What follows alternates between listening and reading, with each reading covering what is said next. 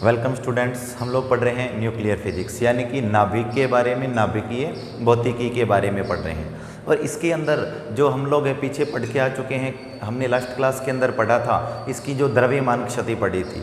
और द्रव्यमान क्षति क्या थी कि जो नाभिक होता है, नाभिक के अंदर न्यूक्लियंस होते हैं। न्यूक्लियन मीन्स प्रोटॉन और न्यूट्रॉन। प्रोटॉन और न्यूट्रॉन का जो हम द्रव्यमान देखें, प्लस में द्रव्यमान देखें नाभिक का, तो नाभिक का जो द्रव्यमान था वो न्यूक्लियनों को मिलाकर के जो द्रव्यमान आ रहा है, इनके द्रव्यमान से कुछ कम आता है। तो यही जो डिफरेंस था वो मास डिफेक्ट था, यानी कि द्रव्यमान क्षति था। आज हम जिस टॉपिक की बात करने जा रहे हैं वो है नाभिकीय बंधन ऊर्जा, न्यूक्लियर बाइंडिंग एनर्जी। और जो नाभिकीय बंधन ऊर्जा है ये जो है द्रव्यमान क्षति से ही संबंधित है, इसलिए हमने द्रव्यमान क्षति को थोड़ा सा कवर किया है। तो नाभिकीय बंधन ऊर्जा की बात करें, हम न्यूक्लियर बाइंडिंग एनर्जी को देखेंगे। नाभिकीय बंधन ऊर्जा, न्यूक्लियर बाइंडिंग एनर्जी। तो न्यूक्लियर बाइंडिंग एनर्जी यानी कि नाभिकीय बंधन ऊर्जा क्या होती है?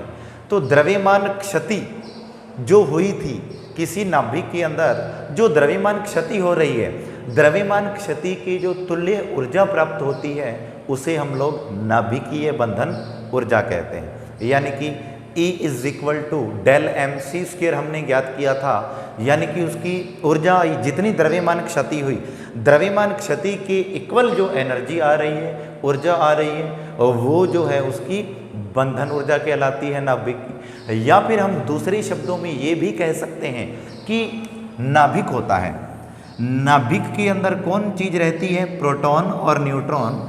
नाभिक के चारों ओर वर्ताकार कक्षाओं के अंदर इलेक्ट्रॉन चक्कर लगाता रहता है। और हम देखें नाभिक के अंदर प्रोटॉन और न्यूट्रॉन है, इट मीन्स न्यूक्लियॉन्स है। और न्यूक्लियॉन्स को बांधे रखने के लिए नाभिक के अंदर जो ऊर्जा की आवश्यकता होती है उसे ही हम नाभिकीय बंधन ऊर्जा कहते हैं।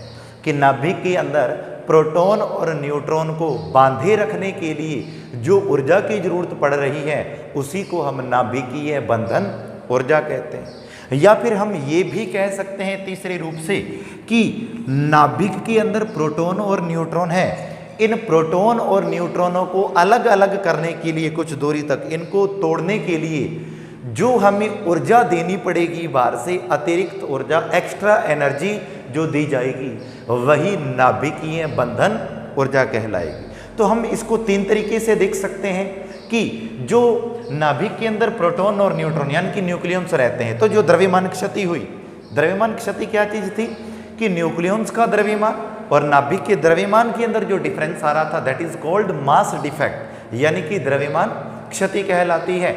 और द्रव्यमान क्षति के तुल्य जो ऊर्जा होती है, इसके इक्वल जो एनर्जी होती है वो न्यूक्लियर बाइंडिंग एनर्जी यानी कि जो है हमारे पास नाभिकीय बंधन ऊर्जा कहलाती है। या फिर हम कह सकते हैं कि नाभिक के अंदर प्रोटॉन और न्यूट्रॉन को बांधे रखने के लिए जो ऊर्जा की आवश्यकता होती है वो नाभिकीय बंधन ऊर्जा कहलाती है, नाभिक के अंदर इनको बांध के रखने के लिए। या फिर हम ये भी कह सकते हैं कि नाभिक के अंदर से प्रोटॉन और न्यूट्रॉन को अलग करने के लिए जो अतिरिक्त ऊर्जा दी जाएगी वो नाभिकीय बंधन ऊर्जा कहलाती है। हम देखते हैं नाभिकीय बंधन ऊर्जा को, हम इसको डेल ई से रिप्रेजेंट करते हैं। Del E is equal to del m c square, जो है आइंस्टीन के द्रव्यमान ऊर्जा का जो तुल्यता संबंध है उससे देख सकते हैं कि del E is equal to del m c square. ये बेटा क्या चीज है? नाभिकीय बंधन ऊर्जा होती है, यानी कि नाभिक को बांधे रखने के लिए, न्यूक्लियॉन्स को बांधे रखने के लिए जो ऊर्जा की हमें आवश्यकता पड़ रही है वो नाभिकीय बंधन ऊर्जा, न्यूक्लियर बाइंडिंग एनर्जी होती है। और हम देखें इसको कि डेल एम सी स्क्वायर, इस फॉर्मूले से हम ऊर्जा को ज्ञात कर सकते हैं, नाभिकीय बंधन ऊर्जा को। तो ये द्रव्यमान क्षति थी, डेल एम द्रव्यमान क्षति, सी वेलोसिटी ऑफ लाइट, प्रकाश का वेग होता है, डेल ई यहाँ पर जो है इसकी नाभिकीय बंधन ऊर्जा है जिसे हम डेल ई से प्रदर्शित करते हैं। हम चाहे तो यहाँ पर डेल एम की वैल्यू को पुट कर सकते हैं। डेल एम क्या चीज थी कि जो नाभिक का जो द्रव्यमान था और न्यूक्लियॉन्स का द्रव्यमान था, इनका जो डिफरेंस आ रहा था, जो परिवर्तन आ रहा था, जो कमी आ रही थी, जो अंतर आ रहा था, उसे हम द्रव्यमान क्षति कह रहे थे। तो द्रव्यमान क्षति मीन्स डेल एम को कैसे फाइंड किया जाएगा? जेड एम पी, यानी कि एम पी होता है मास ऑफ प्रोटॉन और जेड होता है प्रोटॉनों की संख्या। तो जितने जो प्रोटॉन होंगे उतने से मल्टीप्लाई कर दिया, जेड प्रोटॉन है, ए का एम पी तो जेड का Z M P, plus N होता है number of neutrons, m n होता है मास ऑफ न्यूट्रॉन, कि एक न्यूट्रॉन का मास एम एन है तो एन का होगा एन इंटू एम एन। तो Z M P plus m n जो है, ये क्या चीज हुई? ये जो है वो इस न्यूक्लियॉन्स का जो द्रव्यमान है वो आ चुका है प्रोटॉन और न्यूट्रॉन। ये तो कुल प्रोटॉनों का द्रव्यमान है यानी कि मास है, और ये टोटल न्यूट्रॉन का मास है। माइनस कर दें हम लोग किसको? इस नाभिक का, इस न्यूक्लियस का जो मास होता है उसको माइनस कर दें, कि न्यूक्लियस यानी कि नाभिक का जो द्रव्यमान होता है वो न्यूक्लियॉन्स के द्रव्यमान से हमेशा कम पाया गया। तो यानी कि नाभिक का द्रव्यमान कम, न्यूक्लियॉन्स का जो द्रव्यमान होता है वो ज्यादा होता है। तो न्यूक्लियंस के द्रव्यमान में से नाभिक के द्रव्यमान को माइनस कर देते हैं, तो जो अंतर आ रहा है वही द्रव्यमान क्षति हुई। तो ये जो था भाई डेल एम का फॉर्मूला हो सकता है, तो हमने जो है इसकी जगह पर डेल एम लिख लिया। हम चाहे तो इसको और भी मॉडिफाई कर सकते हैं, और वो कैसे करेंगे? एन की बात करते हैं, यानी कि नंबर ऑफ न्यूट्रॉन की बात करें। फॉर एग्जाम्पल हम बात करते हैं जेड एक्स ए से किसी भी एलिमेंट को रिप्रेजेंट किया जाता है। जेड तो होता है यहाँ पर प्रोटॉनों की संख्या, या फिर हम कह सकते हैं इलेक्ट्रॉनों की संख्या, क्योंकि किसी भी एटम के अंदर जितने प्रोटॉन होते हैं उतने ही इलेक्ट्रॉन हुए। तो जेड तो हुई इसके अंदर प्रोटॉनों की संख्या, और जो ए हुआ वो एटॉमिक मास। एटॉमिक मास किससे मिलकर बना? प्रोटॉन प्लस न्यूट्रॉन से। तो प्रोटॉन कौन हुए भाई? जेड, और न्यूट्रॉन कौन हुए? एन। तो यानी कि प्रोटॉन प्लस न्यूट्रॉन दोनों को ही मिला दिया जाए तो एटॉमिक मास आता है। ये बात हम पहले भी पढ़ चुके हैं, लास्ट लेसन में भी पढ़ी थी, लास्ट टॉपिक्स में भी आई थी ये बातें। तो हम इस लेसन के स्टार्टिंग के अंदर ये बातें पढ़ चुके हैं। तो इसीलिए यदि हम यहाँ से एन की वैल्यू फाइंड करें कि न्यूट्रॉन्स फाइंड करने हो तो कैसे फाइंड किया जाएगा? एटॉमिक मास में से प्रोटॉन को माइनस कर दिया जाता है तो एन की वैल्यू आ जाती है कि नंबर ऑफ न्यूट्रॉन। क्यों? क्योंकि जो एटॉमिक मास है वो किससे आया? टोटल प्रोटॉन और टोटल न्यूट्रॉन को मिला दिया जाता है तो वो एटॉमिक मास बन जाता है। तो हमें proton plus neutron is equal to atomic mass. तो एटॉमिक मास में से प्रोटॉन को अपने माइनस कर दें, पीछे न्यूट्रॉन ही तो बचेंगे। तो हम एन की जगह पर लिख सकते हैं, यहां पर देखेंगे del m is equal to Z M P plus, N की जगह हम लिख सकते हैं ए माइनस जेड, और साथ में पड़ा है एम एन, और माइनस में कौन आ रहा है? Capital M. तो हम चाहे तो इसको इस प्रकार से लिख सकते हैं। तो ये जो है वो डेल एम की वैल्यू आई है। अब हम क्या करते हैं, डेल एम की वैल्यू चाहे तो हम ये पुट कर देंगे और चाहे तो हम इसको भी पुट कर सकते हैं, और ये दोनों वैल्यू हम इस इक्वेशन में पुट करेंगे तो न्यूक्लियर बाइंडिंग एनर्जी जो आएगी del E is equal to Z M P plus A minus Z M n, और माइनस का कैपिटल एम रहेगा, और साथ में कौन आएगा? सी स्क्वायर। सी स्क्वायर यानी कि सी वेलोसिटी ऑफ लाइट 3 × 10⁸ मीटर पर सेकंड होती है, जो कि एक कांस्टेंट वैल्यू है।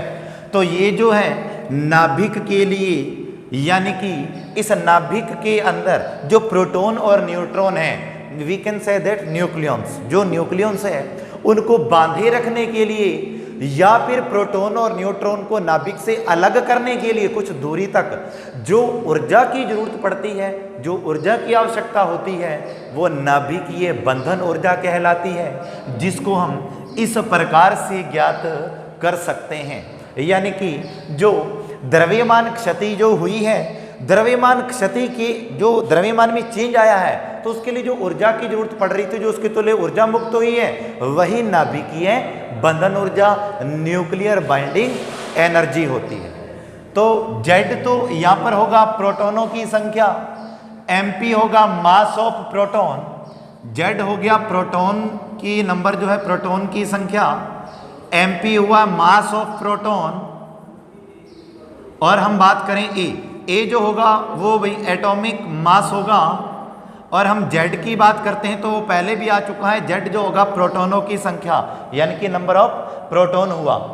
और उसके बाद हम देखें mn, जो mn है वो मास ऑफ न्यूट्रॉन है यानी कि न्यूट्रॉन का द्रव्यमान। जो कैपिटल M है वो न्यूक्लियस का मास है, नाभिक का द्रव्यमान है, और जो c है वो प्रकाश का वेग है, वेलोसिटी ऑफ लाइट है। तो इस फॉर्मूला को अप्लाई करते हुए हम लोग नाभिकीय बंधन ऊर्जा को ज्ञात कर सकते हैं। किसी भी नाभिक की जो बंधन ऊर्जा है, न्यूक्लियर बाइंडिंग एनर्जी, इस प्रकार से ज्ञात की जा सकती है। तो आगे नेक्स्ट टॉपिक की हम बात करते हैं, प्रति न्यूक्लियन बंधन ऊर्जा, न्यूक्लियर बाइंडिंग एनर्जी पर न्यूक्लियॉन्स।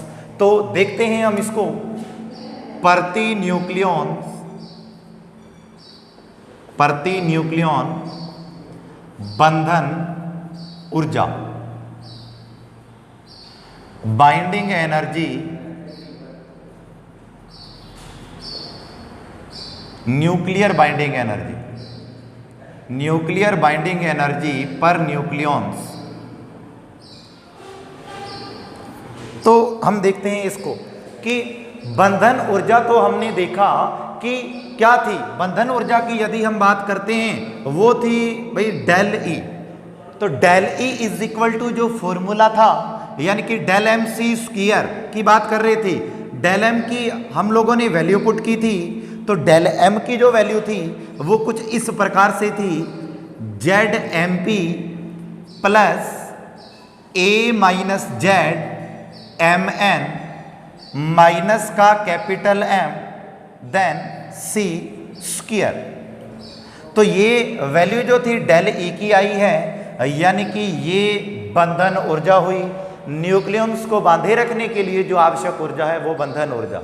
फिर हम अब जो बात करने वाले हैं वो बात हो रही है प्रति न्यूक्लियन बंधन ऊर्जा की, यानी कि हमें नाम से ही पता चल रहा है प्रति न्यूक्लियन बंधन ऊर्जा, यानी कि बंधन ऊर्जा जो है और न्यूक्लियॉन्स, यानी कि न्यूक्लियॉन्स कौन हुए, प्रोटॉन प्लस न्यूट्रॉन, जिनको हम द्रव्यमान संख्या भी कह सकते हैं। Z प्लस एन, जेड जो है प्रोटॉन है, एन न्यूट्रॉन है, ए एटॉमिक मास है। ये हम पहले भी देख के आ चुके हैं कि प्रोटॉन और न्यूट्रॉन की संख्या को न्यूक्लियॉन्स कहते हैं, जिसे हम उस जो उस का परमाणु का, उस एटम का हम एटॉमिक मास यानी कि द्रव्यमान संख्या भी कह सकते हैं। तो जो द्रव्यमान संख्या है वो न्यूक्लियॉन्स की इक्वलाई यानी कि प्रोटॉन प्लस न्यूट्रॉन। तो हम कह सकते हैं कि जो बंधन ऊर्जा तथा न्यूक्लियॉन्स जो होते हैं यानी कि एटॉमिक मास द्रव्यमान संख्या, उनका जो अनुपात होता है उसे हम डेल ई बी या फिर डेल ई बी एन दोनों ही बातों से रिप्रेजेंट कर सकते हैं प्रति न्यूक्लियन बंधन ऊर्जा को। बाइंडिंग एनर्जी जो है न्यूक्लियर बाइंडिंग एनर्जी पर न्यूक्लियॉन्स, यानी कि प्रति न्यूक्लियन बंधन ऊर्जा को या तो हम डेल ई बी एन से भी रिप्रेजेंट कर सकते हैं और डेल ई बी से भी रिप्रेजेंट कर सकते हैं। तो दोनों ही सही माने जाएंगे। और हुई क्या कि बंधन ऊर्जा और न्यूक्लियॉन्स का यानी कि एटॉमिक मास द्रव्यमान संख्या भी कह सकते हैं इसको, का जो अनुपात होता है उसे प्रति न्यूक्लियन बंधन ऊर्जा कहते हैं। तो ये हुई प्रति न्यूक्लियन बंधन ऊर्जा, यानी कि प्रति यानी कि डिवाइड में कौन आएगा, एटॉमिक मास यानी कि न्यूक्लियॉन्स आएंगे, प्रोटॉन प्लस न्यूट्रॉन जिसे हम एटॉमिक मास कहते हैं। ऊपर कौन रहेगा, बंधन ऊर्जा। तो प्रति न्यूक्लियंस के ऊपर जो बंधन ऊर्जा आ रही है किसी भी न्यूक्लियर की, किसी भी न्यूक्लियस की, किसी भी नाभिक की, तो वो प्रति न्यूक्लियन बंधन ऊर्जा कहलाती है, प्रति न्यूक्लियन बंधन ऊर्जा हो जाएगी, जिसे हम चाहे तो डेल ई बी से भी रिप्रेजेंट कर सकते हैं और चाहे तो डेल ई बी एन से भी रिप्रेजेंट कर सकते हैं। अब आगे देखें, जिस नाभिक के लिए प्रति न्यूक्लियन जो बंधन ऊर्जा है वो अधिक होगी, वो नाभिक सबसे अधिक स्थायी माना जाएगा। जितनी ज़्यादा बंधन ऊर्जा होती जाएगी वह नाभिक उतना अधिक स्थायी माना जाता है, उतना अधिक स्थायी होता चला जाता है। और हम देखें तो सबसे अधिक जो स्थायी नाभिक हुआ, सबसे अधिक प्रति न्यूक्लियन बंधन ऊर्जा होती है वो किस एलिमेंट के लिए होती है भाई? निकल के लिए होती है। एटॉमिक मास 62 होता है और इसकी जो बंधन ऊर्जा होती है वो होती है 8.8 मेगा इलेक्ट्रॉन वोल्ट। तो बच्चों हमने देखा सबसे अधिक बंधन ऊर्जा की जो वैल्यू है वो निकल के लिए है जिसका एटॉमिक मास 62 है और इसकी बंधन ऊर्जा है कितनी? 8.8 मेगा इलेक्ट्रॉन वोल्ट। तो निकल जो हुआ वो सबसे अधिक स्थायी नाभिक माना जाएगा निकल का। तो क्यों? क्योंकि इसकी बंधन ऊर्जा सबसे अधिक है और जिसकी सबसे अधिक बंधन ऊर्जा होती है वो नाभिक सबसे अधिक स्थायी होता है। तो निकल 62 की जो बंधन ऊर्जा है वो सबसे अधिक 8.8 मेगा इलेक्ट्रॉन वोल्ट होती है। इससे अधिक बंधन ऊर्जा नहीं होगी किसी भी नाभिक की। तो इसलिए जो निकल है वो सबसे अधिक स्थायी नाभिक होगा। इसकी जो प्रति न्यूक्लियन बंधन ऊर्जा 8.8 मेगा इलेक्ट्रॉन वोल्ट जो कि सबसे अधिक होती है। तो आगे हम देखते हैं कि जो प्रति न्यूक्लियन बंधन ऊर्जा हमने देखी है अभी वो क्या थी, उसको हमने क्लियर किया। अब हम उसकी कुछ विशेषताएं देखते हैं। तो कहाँ कहाँ तक वो लिमिटेशंस है, क्या इसके वर्क हैं, तो हम प्रति न्यूक्लियन बंधन ऊर्जा का एक ग्राफ के रूप में रिप्रेजेंट कर रहे हैं। यहाँ पर हम इसकी द्रव्यमान संख्या को प्रदर्शित कर रहे हैं, यानी कि न्यूक्लियंस जो होते हैं जिसे कैपिटल ए से रिप्रेजेंट करते हैं। और जो डेल EBN है यानी कि ये जो प्रति न्यूक्लियन बंधन ऊर्जा है उसको रिप्रेजेंट कर रहे हैं।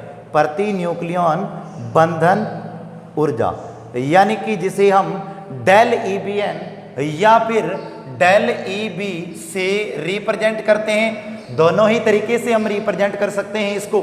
तो इसका कुछ ग्राफ ये इस प्रकार से कि हीलियम है, lithium, beryllium, boron, neon, chlorine, ferrous, निकल, आर्सेनिक, कैडमियम, बिस्मिथ, यूरेनियम। तो हम ये इस ग्राफ के ऊपर रिप्रेजेंट कर रहे हैं। तो ये जो हमने ऊपर लिखा ये इनके एटॉमिक मास है, यानी कि नंबर ऑफ न्यूक्लियंस जिनके हम कह सकते हैं। तो ये प्रोटॉन प्लस न्यूट्रॉन की संख्या, एटॉमिक मास जो है हमने इन सबका रिप्रेजेंट किया है। तो हम इनकी विशेषताएं पढ़ते हैं। एक नंबर हम विशेषता देखते हैं कि जो सबसे अधिक जो प्रति न्यूक्लियन बंधन ऊर्जा है वो हमें ग्राफ में दिखाई दे रही है, निकल की होती है। जो निकल 62 है उसकी प्रति न्यूक्लियन बंधन ऊर्जा डेल EBN या फिर जो डेल EB की वैल्यू है वो निकल के लिए सबसे अधिक होती है, जिसकी वैल्यू होती है 8.8 मेगा इलेक्ट्रॉन वोल्ट। और ये बात हम पढ़ चुके हैं, जो जिस नाभिक के लिए प्रति न्यूक्लियन बंधन ऊर्जा का मान सबसे अधिक होगा वो नाभिक सबसे अधिक स्थायी होता है। और सबसे अधिक जो प्रति न्यूक्लियन बंधन ऊर्जा है वो निकल के लिए आ रही है 8.8 मेगा इलेक्ट्रॉन वोल्ट। इसलिए जो निकल है वो सबसे अधिक स्थायी नाभिक माना जाएगा, सबसे अधिक स्थायी नाभिक होगा। उसके बाद हम बात करते हैं कि 2 नंबर इसकी विशेषता देखते हैं, 2 नंबर पॉइंट देखते हैं कि जो प्रति न्यूक्लियन बंधन ऊर्जा का मान है वो 62 एटॉमिक मास का जो नाभिक है, मतलब निकल जो है 62 एटॉमिक मास तक तो प्रति न्यूक्लियन बंधन ऊर्जा का मान बढ़ता है और 62 के बाद प्रति न्यूक्लियन बंधन ऊर्जा का जो मान है वो वापिस से घटने लग जाता है।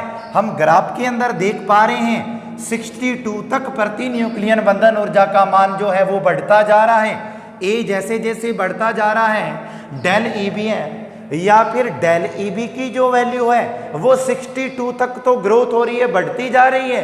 तो उसके बाद अगर हम देखते हैं 62 के बाद एटॉमिक मास जो देखें वो तो बढ़ रहा है ग्राफ के अंदर, बट डेल EBN या डेल EB की जो वैल्यू है उसका ग्राफ नीचे गिरता जा रहा है। तो इससे ये पता चल पा रहा है कि 62 एटॉमिक मास तक, अर्थात किसका, निकल का, तो निकल तक तो जो है प्रति न्यूक्लियन बंधन ऊर्जा जो है पर न्यूक्लियन बाइंडिंग एनर्जी है वो बढ़ती जा रही है। और 62 के बाद प्रति न्यूक्लियन बंधन ऊर्जा का मान जो है nuclear bind energy per nucleon का मान घटता जा रहा है।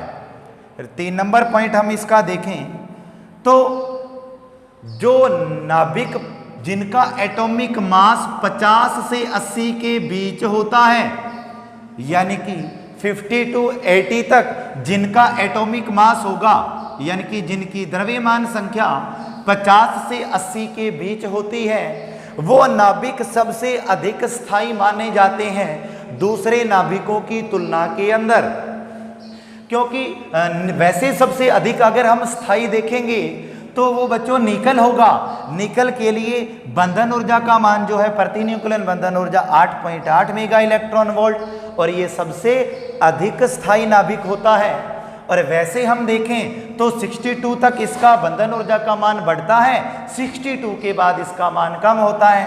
और 50 से 80 के बीच जिनकी द्रव्यमान संख्या होगी, जो भी एटॉमिक मास जिनका होगा, उन नाभिक का जो प्रति न्यूक्लियन बंधन ऊर्जा का जो औसत मान होता है वो बच्चों कितना होगा, उसका मान होता है average value 8.7 mega electron volt होती है, यानी कि 8.7 मेगा इलेक्ट्रॉन वोल्ट प्रति न्यूक्लियन बंधन ऊर्जा का औसत मान होता है। किन नाभिक के लिए? उन नाभिक के लिए होता है जिन नाभिक की जो द्रव्यमान संख्या एटॉमिक मास जो कैपिटल ए की वैल्यू है बच्चों कितनी हो, 50 से 80 के बीच होती है। तो ये बात यहाँ से क्लियर हुई कि जिन नाभिक की द्रव्यमान संख्या जो है वो 50 से 80 के बीच होगी, वो बाकी नाभिकों की तुलना में अधिक स्थायी होंगे, क्योंकि इनकी जो प्रति न्यूक्लियन बंधन ऊर्जा का मान औसत मान 8.7 मेगा इलेक्ट्रॉन वोल्ट होता है। और जो बच्चों सबसे अधिक स्थायी नाभिक होगा वो होगा निकल 62, जिसका एटॉमिक मास कितनी होती है प्रति न्यूक्लियन बंधन ऊर्जा 8.8 मेगा इलेक्ट्रॉन वोल्ट होती है। अगर सबसे अधिक स्थायी की बात की जाए तो बच्चों वो निकल होता है और 8.8 मेगा इलेक्ट्रॉन वोल्ट इसकी ऊर्जा होगी, जो कि सर्वाधिक होती है। और एवरेज वैल्यू जो 8.7 मेगा इलेक्ट्रॉन वोल्ट है बंधन ऊर्जा की, जो कि किसके लिए होगी, जिनका एटॉमिक मास जो द्रव्यमान संख्या है 50 से 80 के बीच होता है।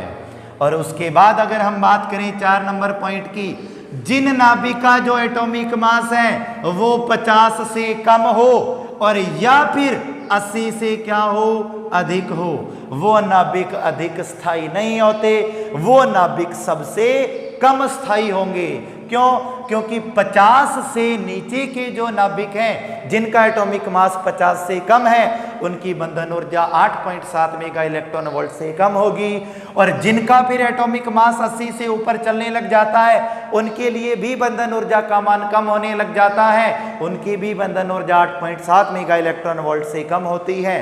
तो इसलिए 50 से कम के जिनका एटॉमिक मास हो या फिर जिनका एटॉमिक मास यानी कि कैपिटल ए की वैल्यू 80 से अधिक हो, वो नाभिक सबसे बच्चों कम स्थायी होते हैं, क्योंकि इनकी बंधन ऊर्जा की जो मान है बच्चों वो सबसे कम होते हैं। और सबसे अधिक की बात की जाएगी तो वो निकल 62, जिसका atomic mass 8.8 mega electron volt होगा। और 50 से 80 के बीच के जो नाभिक हैं तो वो भी स्थायी होते हैं, बट निकल से कम होंगे, क्योंकि इसकी ऊर्जा निकल से कम है, 8.7 मेगा इलेक्ट्रॉन वोल्ट है। बट बाकी 50 से कम और 80 से जो अधिक के नाभिक हैं उनकी तुलना के अंदर जो देखा जाए तो इनकी ऊर्जा ज़्यादा होगी, तो ये सर्वाधिक स्थायी होंगे। सबसे अधिक स्थायी जो है बच्चों वो निकल होता है। तो ये हमने देखा, इसके कुछ पॉइंट थे, हम आगे बात करते हैं।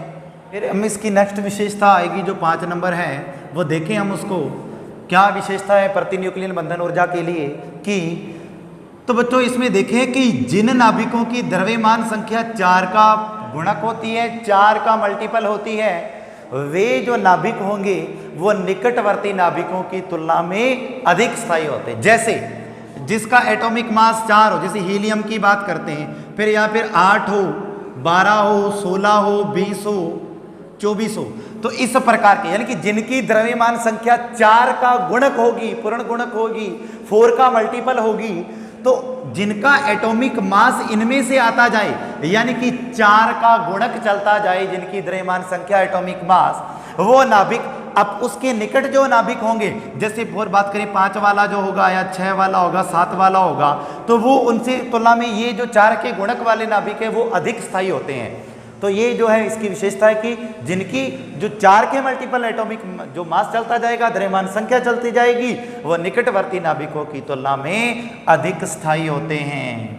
6 नंबर की बात करें बच्चों, तो इसमें देखेंगे कि जिन नाभिकों की एटॉमिक मास 120 से अधिक चला जाता है, 120 से अधिक जिनकी द्रव्यमान संख्या होती है, यानी कि वो एक बड़ा नाभिक बन गया, और फिर क्या करें, उसका नाभिकीय विखंडन कर दें।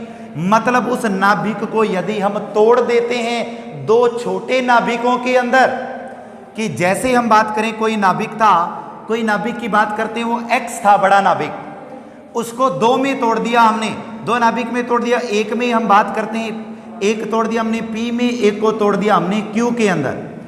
X कोई नाभिक था जिसको हमने, एक बड़ा नाभिक था X, इसका नाभिकीय विखंडन किया। नाभिकीय विखंडन बच्चों कि कोई बड़ा नाभिक 2 या 2 से अधिक हल्के नाभिकों के अंदर टूट जाता है, तो उस प्रक्रिया को नाभिकीय विखंडन कहते हैं। तो बड़ा नाभिक 2 हल्के नाभिकों में टूट रहा है। बड़ा नाभिक कौन था यहाँ पर X, 2 हल्के नाभिकों में टूटा, एक में टूटा P में और एक के अंदर टूटा Q के अंदर।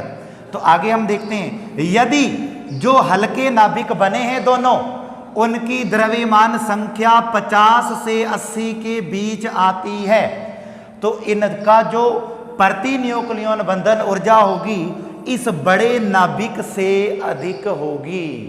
कि ये एक बड़ा नाभिक था जिसका द्रव्यमान संख्या 120 से अधिक थी, परंतु ये 2 हल्के नाभिकों में टूटा, P और Q में, परंतु जिनकी द्रव्यमान संख्या जो है इन नाभिकों की टूटने वालों की, वो यदि 50 से 80 के बीच आ जाती है, तो बच्चों हमें ये बात पता है कि 50 से 80 के बीच जिनकी द्रव्यमान संख्या होती है वो नाभिक अन्य नाभिकों की तुलना में अधिक स्थायी होते हैं। तो इसकी तो बच्चों 120 से अधिक थी, और 80 से अधिक जो नाभिक चले जाते हैं उनकी बंधन ऊर्जा कम होती है 50 और 80 वालों के बीच की तुलना में। और 120 था तो ये कि 80 से अधिक था, तो ये 50 से 80 के बीच है, तो इनकी प्रति न्यूक्लियन जो बंधन ऊर्जा है वो बड़े नाभिक से क्या होगी बच्चों, अधिक होगी। क्यों? क्योंकि इसकी द्रव्यमान संख्या अधिक है, 80 से अधिक चला जाए या 50 से कम रह जाता है, तो उन नाभिकों की प्रति न्यूक्लियन बंधन ऊर्जा कम होती है, 50 से 80 वालों की अधिक होती है, अधिक स्थायी होते हैं बाकी नाभिकों की तुलना में। तो इसलिए एक बड़ा नाभिक 2 हल्के नाभिकों में टूट रहा है, और उन नाभिकों की यदि द्रव्यमान संख्या 50 से 80 के बीच आ जाती है, तो बच्चों क्या होगा, ये दोनों नाभिकों की जो बंधन ऊर्जा है इस बड़े नाभिक से अधिक होगी। तो ये जो है बच्चों इसकी कुछ विशेषताएं थी। प्रति न्यूक्लियन बंधन ऊर्जा को हमने देखा। सर्वाधिक जो होती है बच्चों निकल के लिए होती है, बच्चों कितनी होती है, 8.8 मेगा इलेक्ट्रॉन वोल्ट होती है, जो कि सबसे अधिक है निकल के लिए, जिसका 62 हुआ। और फिर हम देखें कि 50 से 80 के बीच के जो नाभिक होते हैं उनकी बंधन ऊर्जा का जो मान है वो बाकियों की तुलना में क्या होता है बच्चों, अधिक होता है। और औसत मान बच्चों कितना होता है, 8.7 मेगा इलेक्ट्रॉन वोल्ट होता है। और 50 से 80 के बीच जो द्रव्यमान संख्या के जो बच्चों नाभिक हैं ये अधिक स्थायी होते हैं अन्य नाभिकों की तुलना में। और 50 से कम और 80 से अधिक जिनकी द्रव्यमान संख्या होगी वो बाकियों की तुलना में कम स्थायी होते हैं, क्योंकि हम ग्राफ में देख सकते हैं इनकी बंधन ऊर्जा जो है 80 से अधिक जा रहा है तो घट रही है, 50 से कम पे भी जो है वो घटती जा रही है। उसके बाद हम देखें जो नाभिक 4 के गुणज होता है एटॉमिक मास, वो अपने निकटवर्ती नाभिकों की तुलना में जो होता है बच्चों अधिक स्थायी होता है। और जब भी यदि कोई बड़ा नाभिक है वो 2 हल्के नाभिकों में टूट रहा है, अर्थात नाभिकीय विखंडन की प्रक्रिया हो रही है, और हमने लिया कि कोई 120 से अधिक का नाभिक मान लिया X, और ये 2 छोटे नाभिक P और Q में टूटा, और यदि इनका एटॉमिक मास 50 से 80 के बीच में आ जाता है तो इनकी जो बंधन ऊर्जा का मान है वो इस बड़े नाभिक की तुलना में अधिक होगा। क्यों? क्योंकि 120 80 से अधिक है, और 50 से 80 के बीच का जो बंधन ऊर्जा का मान अन्य की तुलना में जो अधिक होता है 8.7 मेगा इलेक्ट्रॉन वोल्ट होता है। बट सबसे अधिक की बात की जाए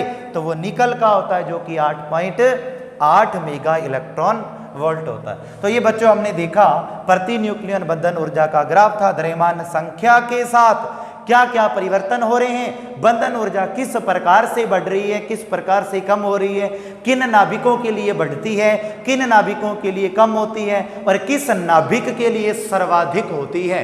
तो ये बच्चों बंधन ऊर्जा जो है प्रति न्यूक्लियन है।